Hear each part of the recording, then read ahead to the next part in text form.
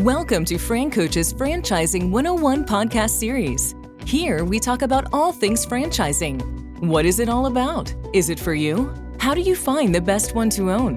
And so much more. Now your host, Tim Parmeter. Hello, everyone, and thanks for tuning in to the latest edition of FranCoach's Franchising 101 podcast series. I'm Tim Parmeter, founder and CEO of FranCoach and your Franchising 101 host.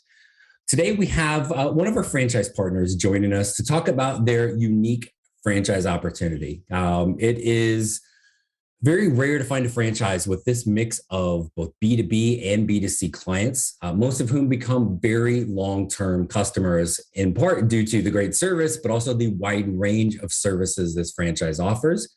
It's a lower level investment with minimal overhead, opportunity to own major markets so you can grow just an absolutely enormous business. And as a little bonus, it comes with fantastic support from the franchisor. Sounds pretty cool, right? We're going to dive deep into this franchise, but first we always have to take a quick little reminder of who we are. And FranCoach is a national search firm dedicated to working with individuals who are interested in owning a franchise.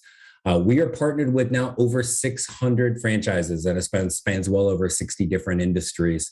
Our goal is to help clients find the absolute best franchise for them to own. And the goal of the Franchising 101 series is to help educate people on all aspects of franchise ownership. So that's us. Now let's get to our guest. And joining us today is Mr. Jack Ruegsager. And Jack is the co-founder of our featured franchise, which is Squeegee Squad. So Jack, thanks for joining us today.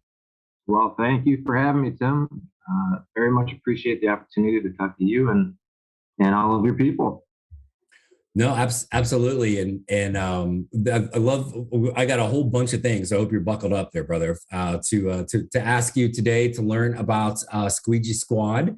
But first off, I've kind of read this, heard this a little bit, but I always like hearing people's story. So whether how they got into franchising, or for you guys, it's kind of a combo of the business and then you got into franchising. So share a little bit about that with us.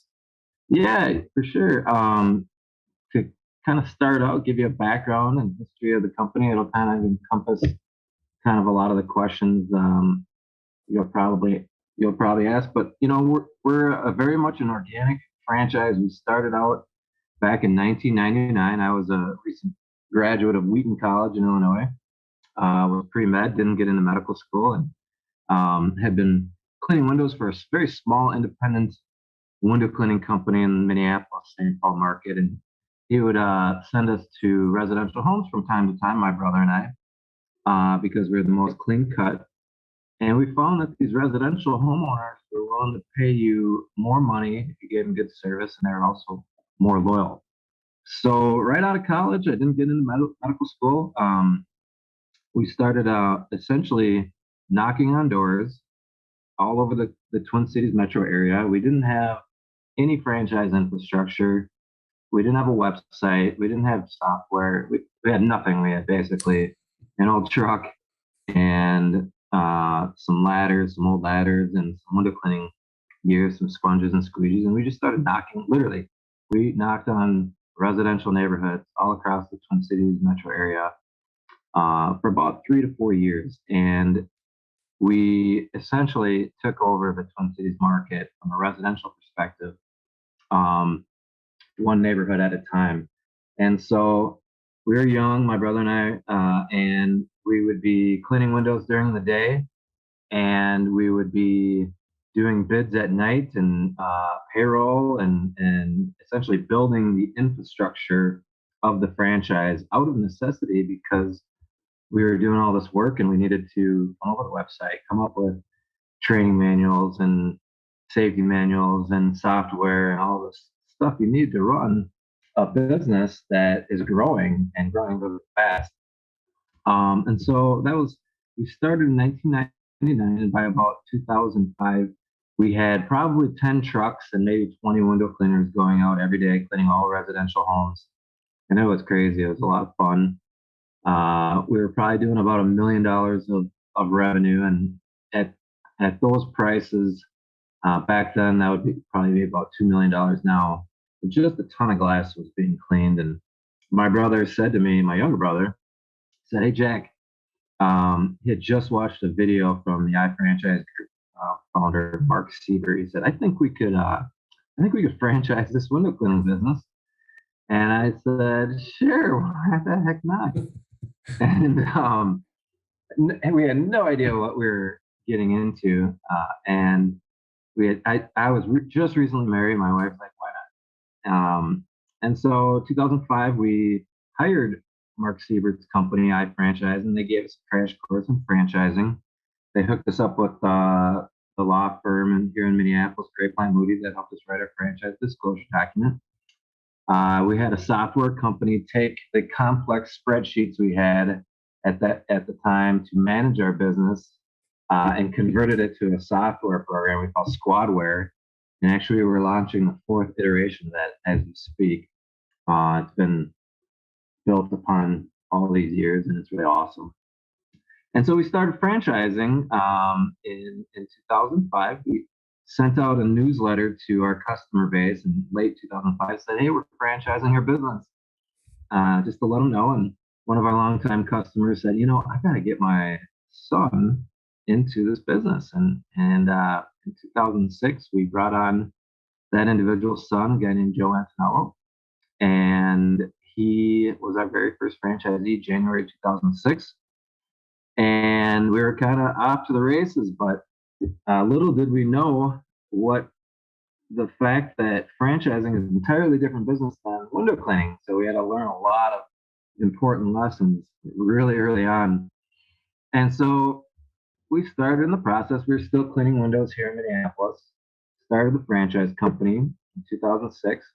2007, we also started our commercial high-rise window cleaning division out of necessity, again, because we had window cleaning, some of our customers asking us to bid on some of their buildings.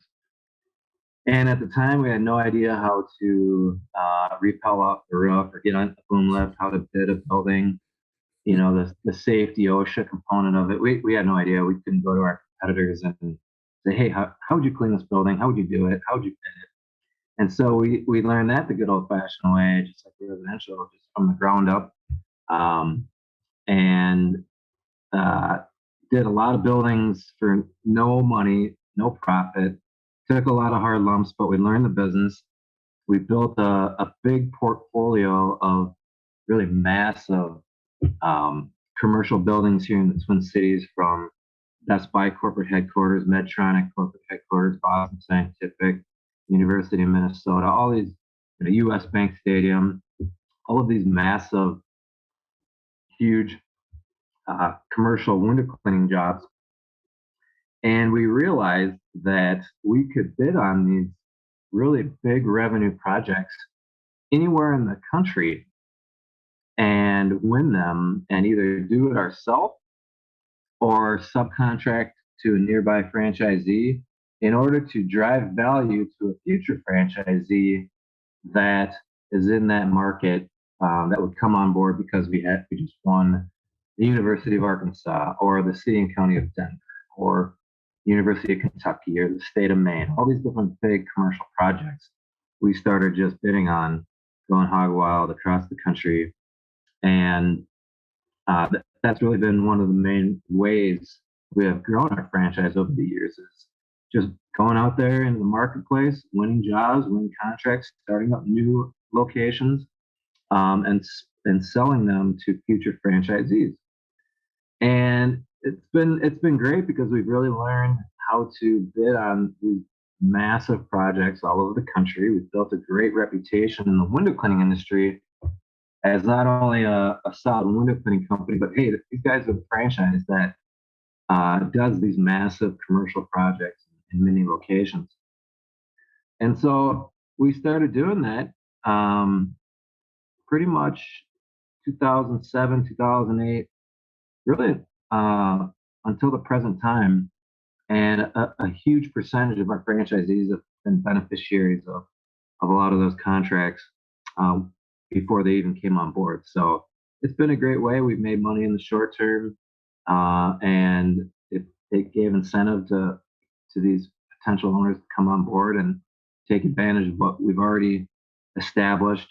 And then those new franchisees will turn around and leverage those bigger contracts and say, hey, we're doing the University of Arkansas. We can do any other building in your market. So it's a great anchor reference, we call it. So yeah, no, absolutely. And all because you didn't get into med school, right? So exactly. No doubt. No doubt. Yeah. That's crazy. And I think for pretty much everybody we ever talk to, like myself included, it's like a little, people just kind of stumble into franchising, right? Your goal wasn't to get into it. It just kind of happened. And here we are, like 16, 17, 18 years later, and you've got this amazing franchise brand that's all over the place with still tons of room to grow. So it's always crazy, just like the dumb luck of franchising. And then once people are in, they just never leave. It just keeps growing from there. So that's awesome. Yeah, so, and you talked about some of the, like a couple of things I want to come back to a little bit more, but Squeegee Squad in general, right? You started with the residential and then you got into like the high rise stuff, right? And all the commercial, but there's a lot of other services that you're able to provide for customers, residential and commercial. So talk a little bit about some of those other things.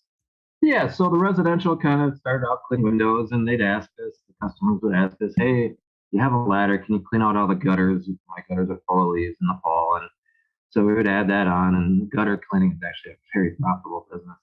So we clean gutters. They'd ask, hey, can you pressure wash all the dirt off my siding? We do pressure washing. They'd say, hey, my front foyer chandelier is kind of high. Can you use your step ladder and clean that out? So we'll clean out chandeliers, and that's kind of the residential list of services. Once we started doing the commercial high-rise window cleaning, we also would add the pressure washing. We've pressure washed many high-rises from the roof, in a chair, on rope with our pressure washers. And what stemmed out of the commercial high-rise division is that's kind of a specialty services division that we've just gotten going within the last probably 3, 4, 5 years. And it's kind of, like I said, a specialty service. It doesn't come around all that often, but we're up on the building. Our guys are hanging, cleaning the windows, and they see old cracking caulking. And the guys will upsell that and say, hey, the property manager, your building has a lot of cracked caulking, and I bet you're getting a lot of water intrusion in your building. Like, yeah, totally. So we'll give them a bid, and you don't have to re-caulk a building every year like you clean windows, but it's every 20 or so years the caulking wears out. And we'll come in and cut out all the old caulk, restore the glass, and put in new caulking that adheres to that restored window. And those jobs are really massive projects. And to give kind of an example, we were cleaning windows out at Wake Forest University about 3 years ago, and we were cleaning the windows. It was their university corporate center. It's an all glass 8-story building, about a block long, and I think it had 5,000 very large panels of glass. It's just all glass. And we were cleaning the windows. It was like a $30,000 window cleaning job. But they were getting water intrusion, and we gave them a bid. Actually, they put it out an RFP, and we bid on it. We won it, and that was a $650,000 caulking job. And we probably netted 35% on that project, about a 6-month project.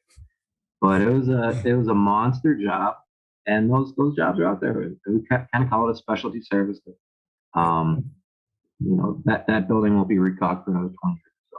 But crazy. Well, and I think one of the things that really intrigues me and others that look at Squeegee Squad is, yes, there's the windows, there's residential, there's commercial, right? And that's big in and of itself. But you have other revenue streams that are kind of almost like secondary, that we have franchises that's all they do, right?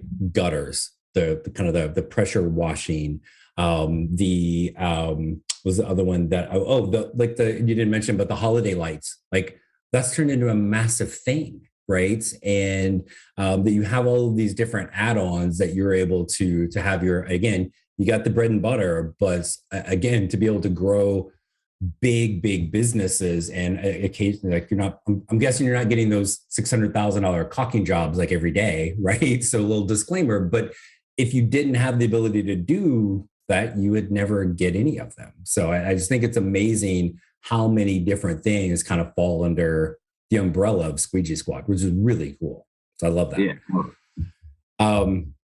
Talk a little bit about the owner. So, because one of the things, there's no way I'm the only person that thought of this, is like on the commercial side, they're mentioned an 8-story building. I know there are ones that are higher that you're doing, and they're in the boom truck up or they're rappelling down. And that just like made me kind of freak out thinking about it, right? But there are people that love doing that. But as an owner, like, are your owners like, rappelling down from the Willis Tower in Chicago? What's a day look like, and what are you really looking for in an owner? Yeah. So definitely not looking for the franchisee that wants to clean windows the rest of his life. And that's kind of owner operator model. And when we first got into franchising, we had, a lot of those start out, they clean windows, and a lot of them grew, and they had to hire people, and they started to grow a business. But the longer we've been franchising, the more we really started to attract business-minded people that aren't ever going to clean a window. They'll learn, know how to understand the business, but they're coming on, they're hiring people right away. They're pouring money into marketing, recruiting, and training, and they're building a real business out of this niche. So certainly, I totally understand people don't want to repel off buildings, but there's tons of guys that love to do that. We train guys up, and they love it, and they make good money for the caliber of employee that they are. So, yeah. You really need that more business owner, sales, marketing, lead that team. And I'm guessing a lot of kind of community connection, building those referral sources. And I think one of the things that's unique about Squeegee Squad is, and you mentioned this, you may walk into as a brand new owner and already there have some accounts that are there for you, or you might be an existing owner. And next thing you know, you're getting a call from, Jack going, "Hey, we just got you an account." And it's one thing for franchises to help with marketing. That's a given. Like, you've got things where you're just dropping jobs on your franchise owners, and that's amazing. Yeah, that's one of the main value proposition. I'll just get right into it. That is one of the main value propositions of our franchise, is the fact that our franchisees in month one, day one of their businesses, can bid on, with our corporate help, the biggest contracts in their state and win them, because we're going to help them bid it. We're going to help them present the bid with our national references.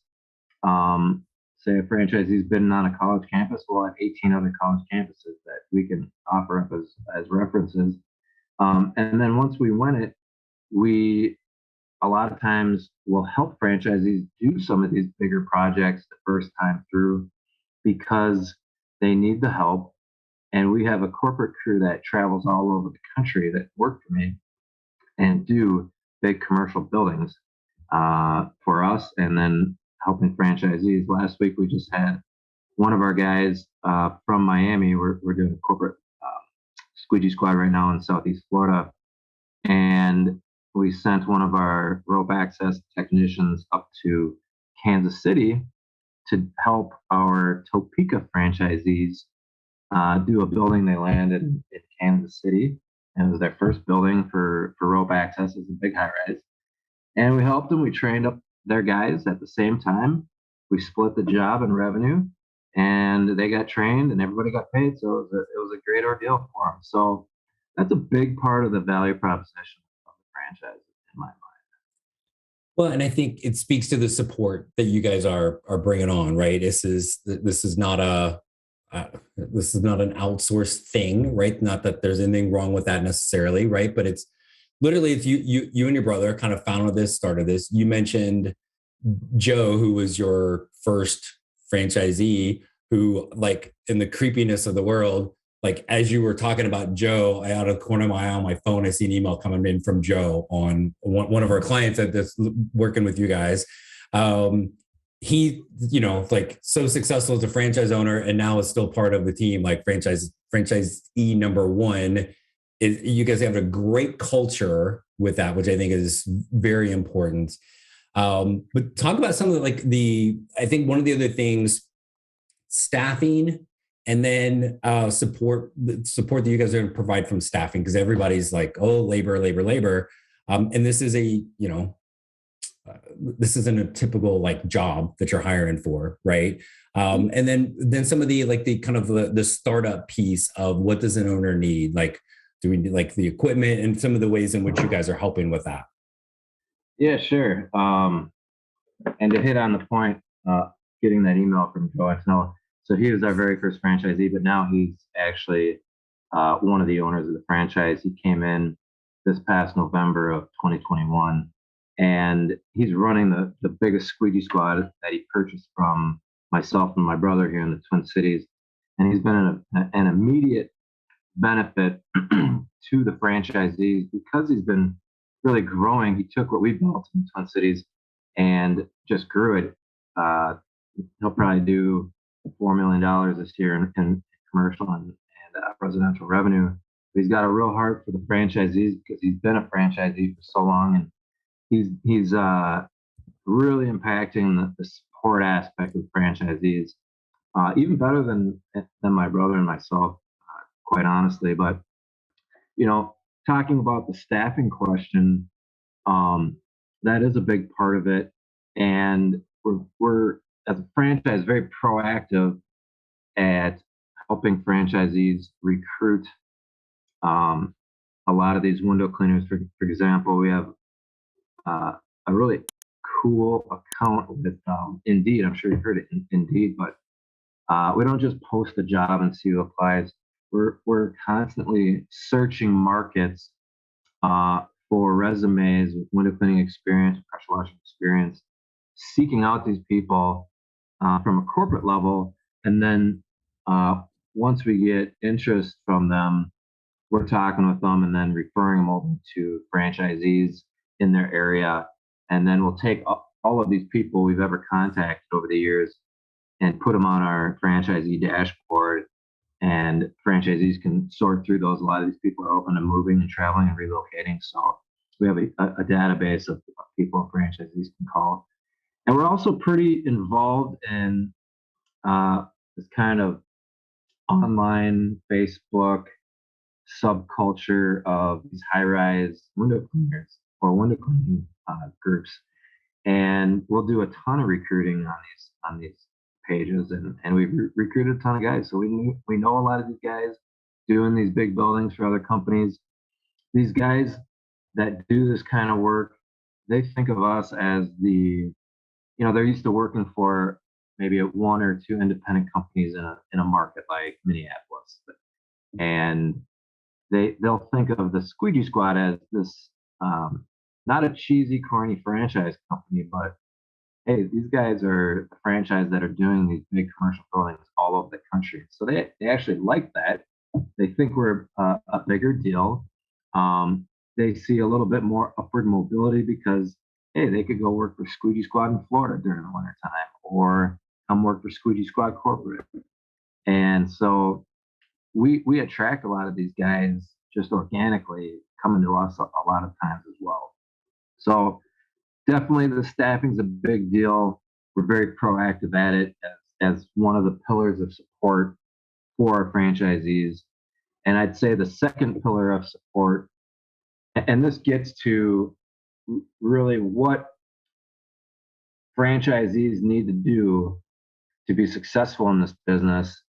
They need to be good at recruiting and training and motivating and managing people, obviously, but also driving revenue to your company through sales and marketing.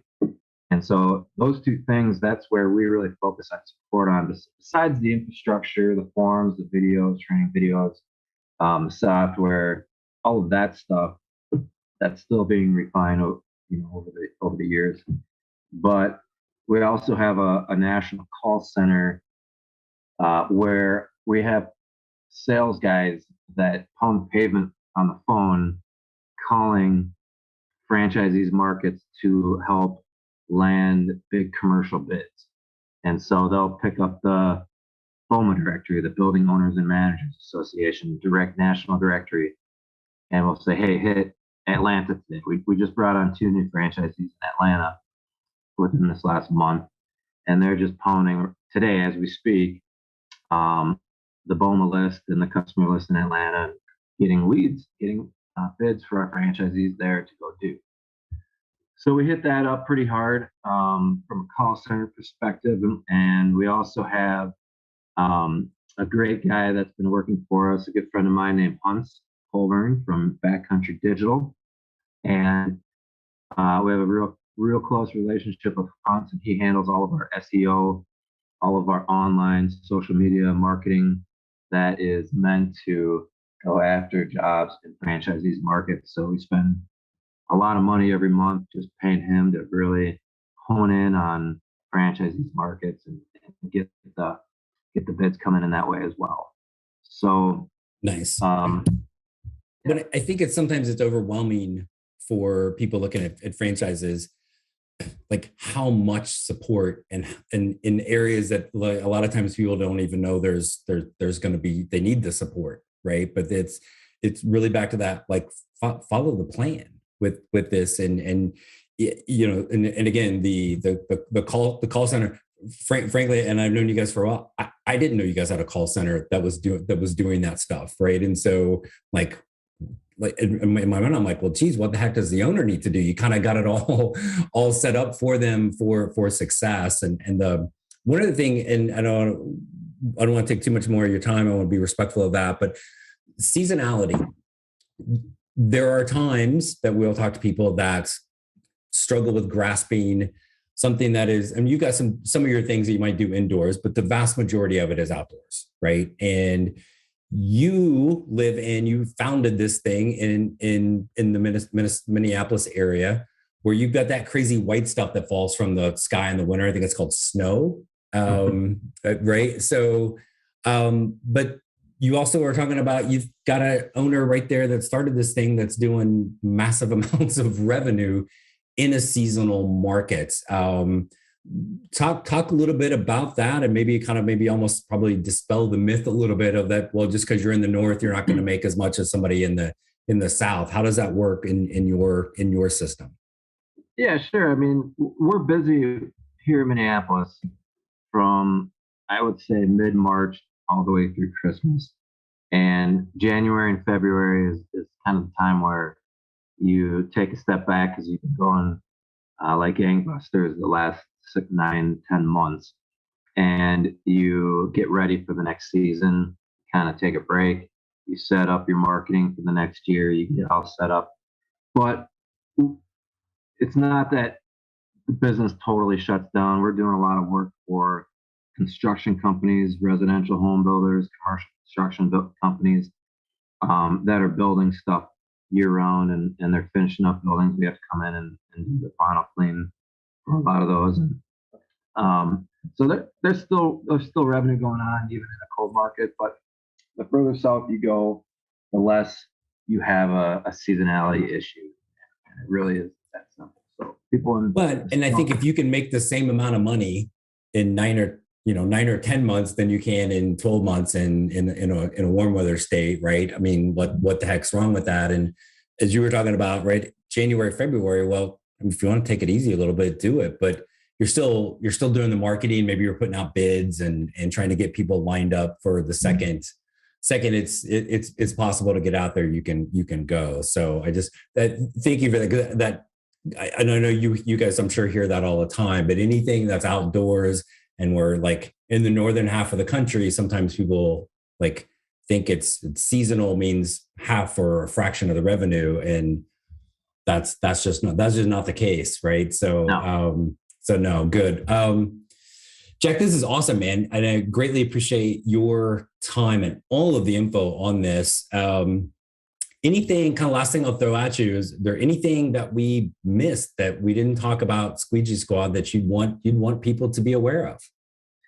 I think we had talked maybe about an item 19 reference and kind of talking about what everybody wants to know that's going to be watching you here is how much money can you make? And in our item 19 is one of our affiliates now, the Twin Cities Metro. It's the largest franchise.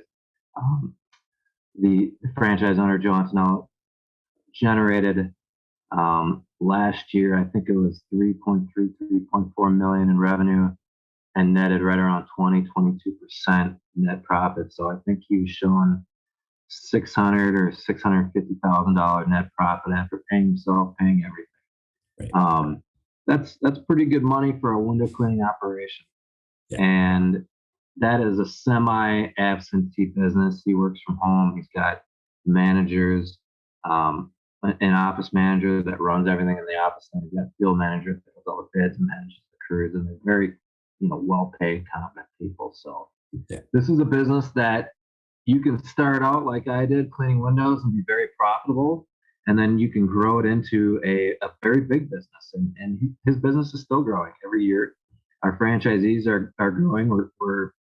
We're bringing on business-minded people. We have a guy, Bruce, out in Colorado that I think he started in 2018 and 19. Very sharp business guy. And he focuses predominantly on the commercial. He's probably going to do $2 million this year, and he'll probably be the second biggest window cleaning company in Colorado in a very short period of time. So our franchisees are growing. They're growing big. There's the capacity to grow big because of that commercial niche. And we're a franchise company where we're not a new franchise anymore. We've learned very important lessons about franchisee support, supporting franchisees. But we're at the same rate, we're not a really large corporate Subway, McDonald's, where you're going to feel like a number. Our franchisees can call us anytime on our cell phones and get the answers to the questions they have. So we call it the Squad Nation, the Squad family, and we get together every year down in Florida at our national convention, and it's a great time. And we hang out, we party, and have a lot of fun. So we'd love to meet all of you people out there, and get a franchise going in your market. Yeah, absolutely. And I'll be looking forward to the invite to the, Squad Nation meeting in Florida this year. So we'll. No doubt, you're invited for sure.